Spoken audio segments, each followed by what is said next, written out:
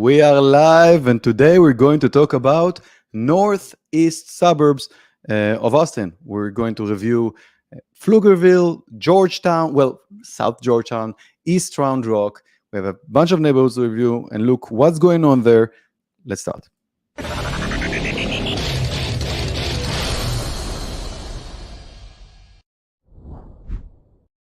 Howdy, everyone. Welcome back to those of you who've seen us before, and for those of you who are new, I'm Or. My name is I'm a realtor, and I'm going over the data of all the different clusters within Austin to try and understand what's going on, what are the trends, and the first portion is going to be me going the trends. It's raw data. There is no cherry picking, no changes, no agenda.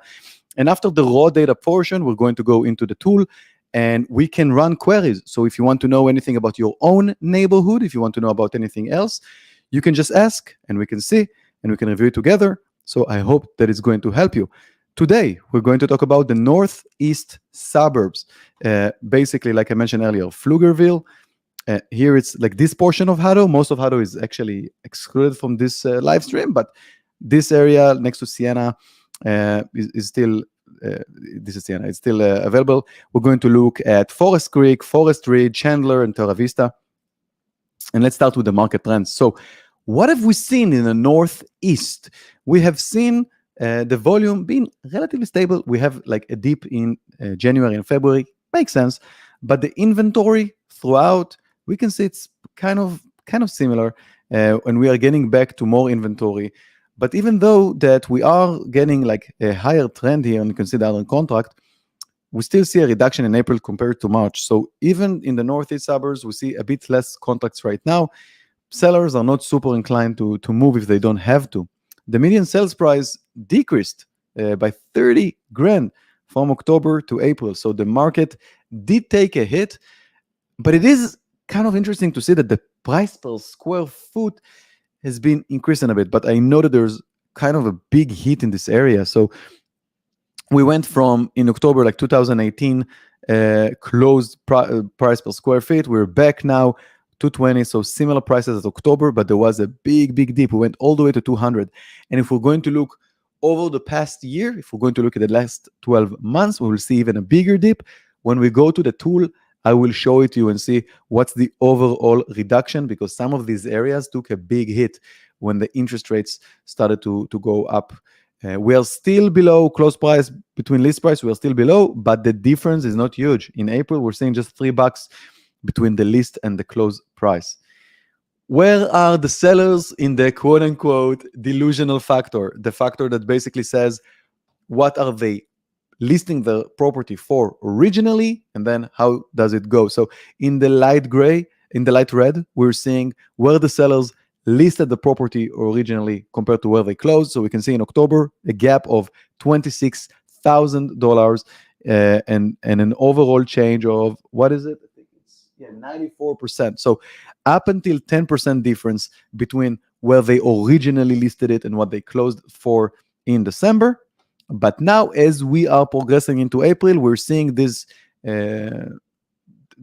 difference between the close price and list price reduced. And here in April, the difference between the final list price and the actual close price is $2,500. $2,500, it's pretty much like 0.5%. So yeah, it is getting back to sellers getting what they're asking for. So know that if you're engaging in this market, know that the reduction in price, unless they are very delusional, is not going to be huge. So what are the takeaways? We're seeing that the market is recovering from the winter, but it did not recover from last May, like, well, all of the other markets. We need to see how it's going to proceed. We're seeing an increase, in the price per square feet. We can see an increase, so we can see the trend. But, when I look at the under contract, I see the list price reduced from last month. So I'm I wonder what's going to happen in May, like when May is closing. Are we going to see this graph going up, or are we going to see it going down? Let me know in the comments what you think. The inventory and total sales are increasing, and lowball offers, they are not really being accepted in this area today. Again, in average. Sometimes it will happen. So if you're trying to lowball, try to aim for those properties who have stayed long in the market. But if you see a property that you like and it's relatively new, the chances of you coming with a low ball, if they're publishing it at market, and winning has been reduced. So take that into consideration. Okay, what are the sales data? What type of properties are being sold in this area? So most inventory in this area is below the $600,000. And generally speaking, the quote-unquote value for money from the perspective of structure is good. You get a lot of value for money. You get a lot of house for your money in the Northeast, especially if you go to areas like East Pflugerville. If you go to Teravista, Forest Creek, and Forest Ridge, you're getting a lot of bang for your buck when I kind of look at the entire parameters. If you go into the central of Pflugerville, when it's kind of closer to the domain, now it's really a question of what are you looking for. The neighborhoods there can be a bit sketchy at times, so make sure that you understand the neighborhoods when you engage. Most of the properties, we're seeing them in this like middle ground between 400 to 475. We're seeing some properties here in the 350 to 400 range. Below 350, we have properties. You see 28, 37, 32. So, but these really cheap properties are typically either condos or in the southwest. And it's kind of confusing because southwest is closer to downtown and to the domain. But as I mentioned earlier, they're a bit more sketchy. What is the price by the size group? So if we're looking at small properties below 1,200 square feet, 300 grand. That's kind of where we're coming at in the median price point. And if we're looking at up to 1,800 grand, we're seeing 370. Up to 2,600,000, we're seeing up to 450 median price point. And if we go to a more expensive area, we're seeing up like 800 grand for the more than 3,500 square feet. These properties are going to be luxurious. Typically, luxury is subjective, but they're going to have some nice amenities. Sometimes they're going to have pools. We're going to go to the pools later.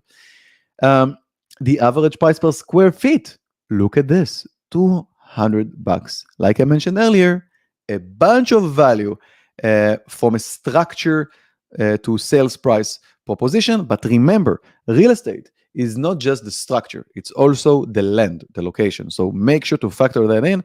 And if you're going to the Northeast, make sure that you understand which are the neighborhoods which neighborhoods are basically applicable for you, because some of them are, can be a bit sketchy.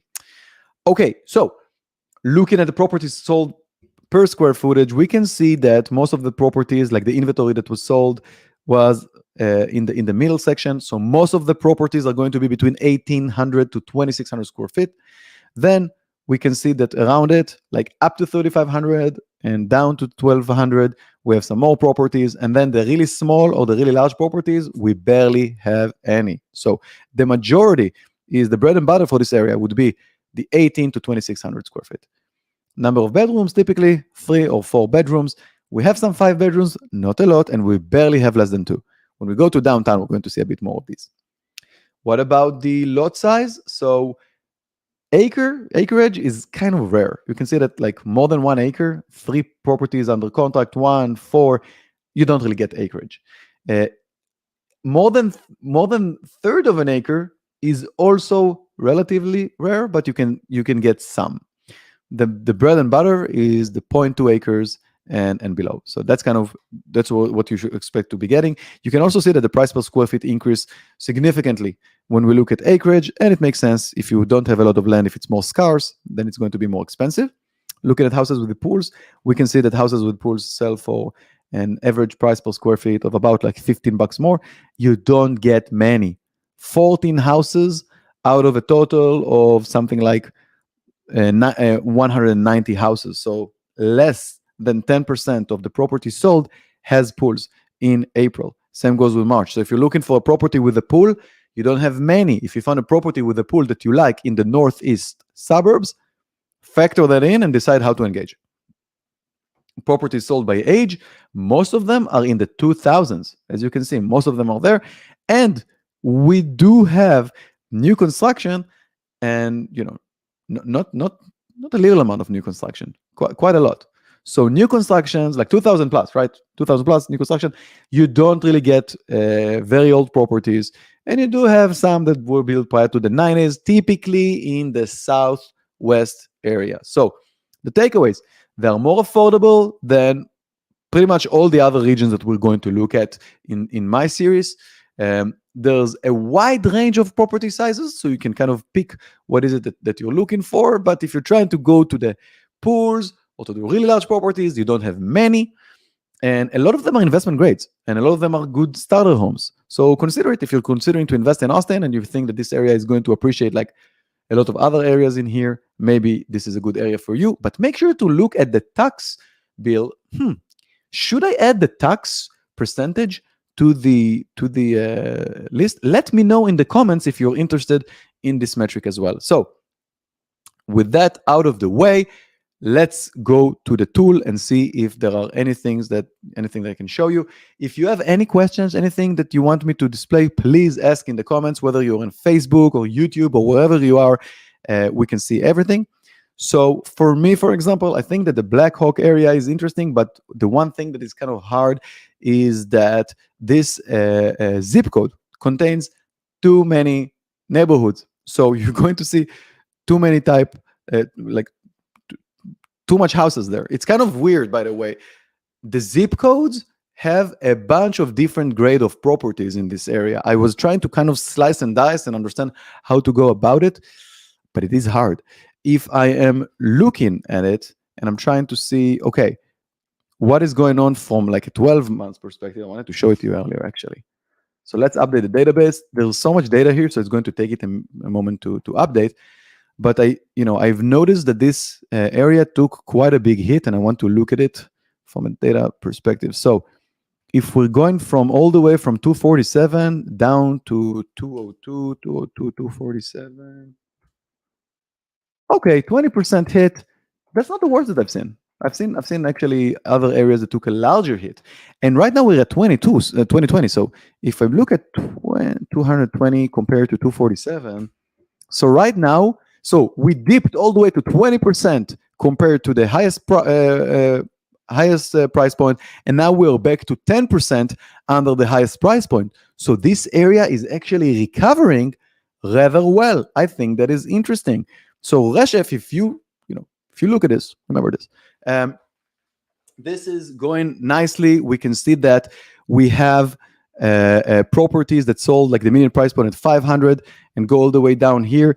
It is interesting because I think that here we're going to see like a larger gap. If I'm taking like the 420 mark and I'm comparing to 525, no, 20% still. So the price per square feet and the total median price point, they have a nice correlation. We're seeing that in the market, like up until June of last year, 6 days on market, it was hot inventory. It went all the way up to 44 days on market, and now it's on 21. So compared to other markets, it is not as hot. The northeast suburbs are not as hot as what we've seen in North Austin, for example, or Central Austin. So take it into account when you engage. Try to capitalize on it. If you see properties that stay on the market for a while, try to capitalize on it and get yourself a better deal. Beat the benchmark. If the median price difference is 2,500, try to be at 5,000 or maybe even 10 grand below list. Beat the benchmark. Make a great deal when you buy. What are the prices per square feet like on new builds versus older houses?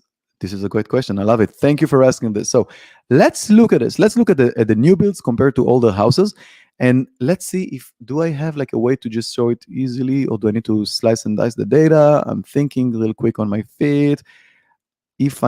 Let me try to create a custom graph. And if I can't, then I'll slice and dice it. So if I'm coming here and I'm saying aggregate the data, so show me instead of postal code, let's show by the close year and months.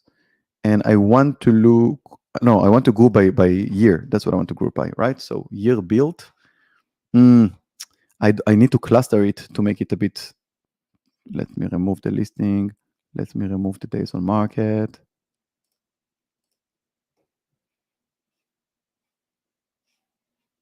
Oh, I removed the wrong data. One moment. Let's look at price per square feet. So I'm trying to do it in this way, but if I can't, I'll show it in another way. So let's remove this. Okay, close price per square feet. So if I'm looking at the close price per square feet, and this is like 12 months. So let's look at the shorter range. Let's look at the last 3 months. And I want to see whether, and I should remove this actually. I want to see the closed price per square feet based on the age of the house. Great question. Thank you for asking that. It's still going through the data. Oh my God, the tool is just, I am abusing spreadsheets so very much and I didn't prepare it just yet. Last live stream, I promised I make it faster. And honestly, I didn't. I walked on 2 crazy deals. This is a story for another live stream. Come on, you can do this spreadsheet. I believe in you. Stop making me feel so bad. It didn't update the inventory as of yet.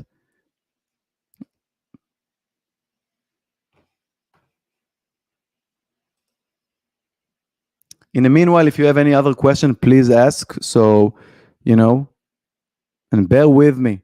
Bear with me. I am, I used to be an engineer. Now I'm a failing engineer when I look at this, how slow of a tool I built.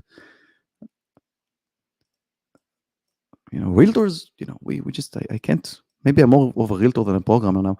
Come on! Still 4,000 entries? You need to reduce it quickly. It's going through the data. Okay, here it is. Show me the data for now. So the price per square feet of new construction is, oh, nice. It's not sorted. They show me all the things. Okay. I'm going to stop being, okay.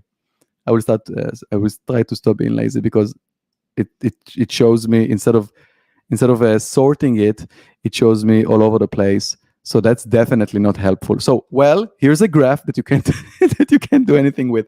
So what I'm going to do now, I'm just going to put the year mean. So let's put year mean 2020 and wait for another 15 minutes until it updates. I hope that now, because I have so much, so less of an inventory, it's going to be a bit faster. So for these new builds,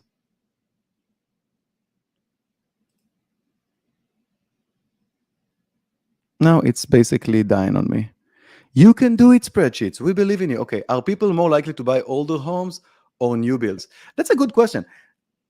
It really depends on the type of person. So what I've seen in this area is that most of the older homes, well, I shouldn't really say most.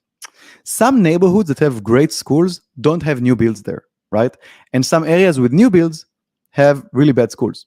So I think it really depends on the type of client that you are and what are you looking for. I'm seeing people that are doing both, because on the one hand, new construction, it's very tempting, it's kind of prettier, and the schools, even if they're not great, they're going to be great. But on the other hand, some people, they have the family now, they don't want to wait up for the schools. So it really depends on the type of client. The younger clientele typically likes these newer builds, but I see that the older clientele, older like me, like in the mid-30s and stuff, typically I don't see them getting into the new builds that go into established neighborhood and see, they want the schools to be great from the get-go. Okay, so if I'm looking at this thing now and I'm looking at the price per square feet, so for the new builds, I'm seeing 218 up to 222, right? And then if I'm looking at all the properties up to, let's just say, 2010,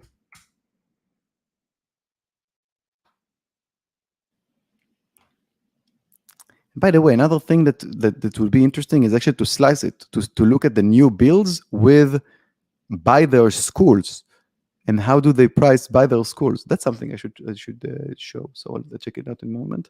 And what is considered old in Austin in terms of year built? This is a great question, and I will say that right now we are looking at the Northeast area. So Austin as a whole has properties from the 50s. If you go to downtown Austin, you can buy a property from the 50s. But in this area, in the Northeast suburbs, an old house would be considered even from the 90s. Remember the graph from before. Most of the properties here in this section, in the Northeast suburbs, are from the 2000 plus. So in the Northeast suburbs, I would say that the old house is considered to be less than 2000. But in the entire Austin area, 2000 is actually new. Does it make sense? Let me know if it makes sense. And when I'm looking at the price per square feet of the houses that are older, I'm seeing uh, 211 compared to 218. So 11 compared to 218. So about 5% less for the new, for the older houses. So price per square feet of the older houses is about 5% less than the new houses. So one might ask himself, hey, if new construction costs only 5% more, why should I even go to like an older property? Typically, it's what I said earlier. Typically, it's because in the older properties, you're going to have better schools, typically, not always. Typically, going to have mature trees, like a more established neighborhood. So that's kind of where the trade-off comes. And I think in the northeast suburbs, new properties often make sense. Siena is a nice neighborhood. In Pflugerville, in the East Pflugerville, east of the lake, you have some really, really nice neighborhoods that are new. So, and if I'm going into the older neighborhoods in the southwest, they're a bit more sketchy. So I like this area for new builds more than, for example, North Austin. I don't particularly like the new builds in North Austin because the prices are kind of higher, but you get less characters. And it's just, I don't find the value there. I don't know if it makes sense. All right, I think that's pretty much sums it up. If you have any other questions, leave them in the comments. I read everything and I reply to everything. If you want to join to the next live stream and see how did the market change, please do that. You can go to the channel or .yochanan/live and you can just set a reminder. And today we spoke about the northeast suburbs. We have, for this month, we still have downtown Austin. So the next live streams are going to cover downtown north, downtown south, and then the high-end properties. And then June will start, and we will start from scratch looking at the other properties. If you're moving here and if you're considering to invest here, reach out to us. Reach out to me, to us, to the investory. We like helping people, whether you are moving here or investing here or do whatever it is. We are trying to be very data-driven, and we're trying to be more of a consultancy agency compared to like a sales agency. This is kind of the value proposition where we're coming from. So if you find it interesting, if you need help with relocating here or investing here, reach out to us. Thank you so much for watching, and I hope to see you on the next one.